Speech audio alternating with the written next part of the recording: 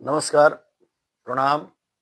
कुछ व्यस्तता और कुछ लापरवाही और अ, ये सब चीज़ें मुझे कम समझ में आती हैं, तो कुछ हमारे जो अनुज हैं, उनकी भी भागीदारी है, देर से आप सबों के साथ जुड़ने में।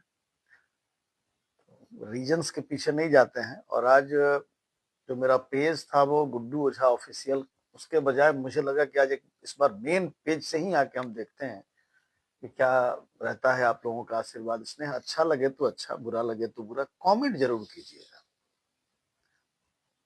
ताकि आपके आशीर्वाद स्वरूप मिले कमेंट्स इस बात को के लिए उत्साहित करते हैं, प्रेरित भी करते हैं और सीख भी देते हैं कि मुझे कहाँ काम करना है, किस फील्ड में कहाँ लैशेज हैं, कहाँ कमियां हैं, उसको दुरुस्त करने का कहाँ अ, भरसक प्रयास करते हैं और अगर अच्छा है तो उस जोन में और आगे बढ़ने का प्रयास करते हैं।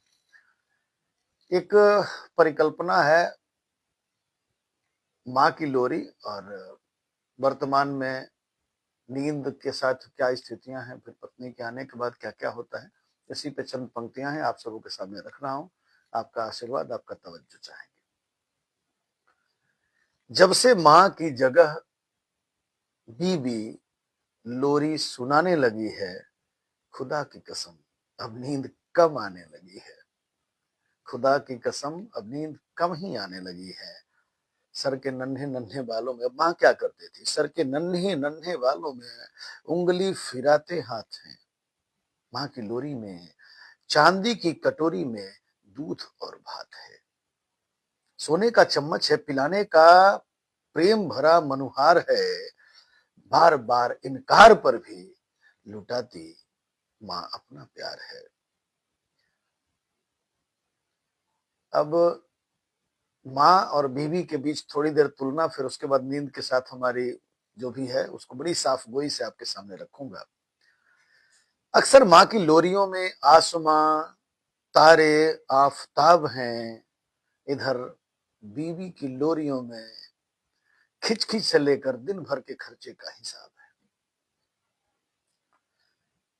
बिना कुछ किए ही नींद से जैसे मानो लफड़ा हो गया है। इधर मानो जैसे नींद और मेरे बीच 36 का आंकड़ा हो गया है। आंखों के नीचे धब्बे हैं, आंखों के नीचे काले धब्बे हैं, कुछ ऐसा असर हो गया है। लोरी, दवाएं, डॉक्टर का नुस्खा भी अब भी असर हो गया है। उस जमाने का हूं, मतलब मैं जिस एज में हूं, हमारे समय में तक तो पातियां चलती थी। अब तो अंतरदेशी पोस्ट कार्ड ये सब गायब है। बैरंग लिफाफे में भेज देना, सामने वाली पार्टी का छुड़ाना, तार, मनी ऑर्डर, ये सब आउटडेटेड हो गए हैं। इस पर आगे चर्चा करेंगे। उस जमाने का हूं तो नींद को पाती लिखी, बुलाया, सैकड़ों कोशिशें की, नींद के पैर पकड़े, गिड़गिड़ाया, पर वो नहीं मानी।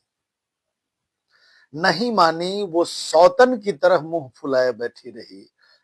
और उसकी हिम्मत तो देखिए, जिस बीवी से मैं डरता हूं उसके सामने भी ऐंठती रही। उसकी हिम्मत तो देखिए, मेरी बीवी के सामने भी तनकर ऐंठी रही।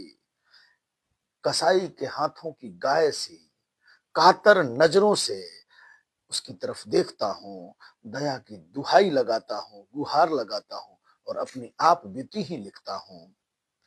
धर्म पत्नी महारानी। अब इस बीच क्या हुआ कि थोड़ा सा पत्नी जी के साथ हमारी तालमेल गड़बड़ हुई, तो भाई मायके चली गई धमकी देकर के, बड़ी बहुत सारी धमकियों के बाद मायके गई।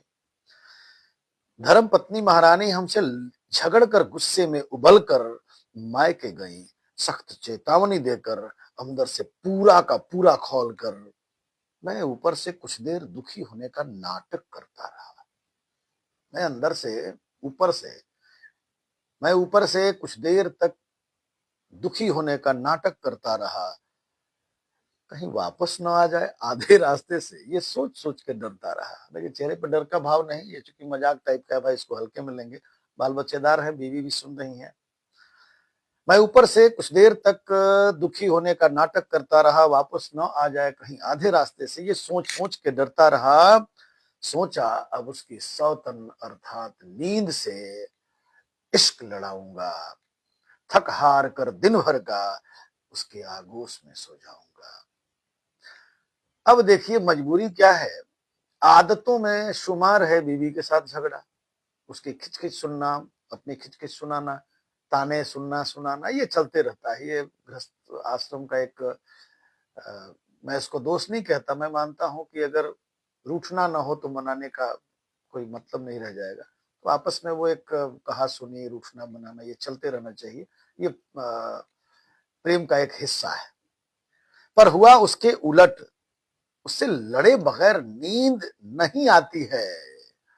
अब जो वो साथ नहीं है तो उसकी बड़ी याद आती है। अब जो वो लड़के मायके गई है तो उसकी बड़ी याद आती है।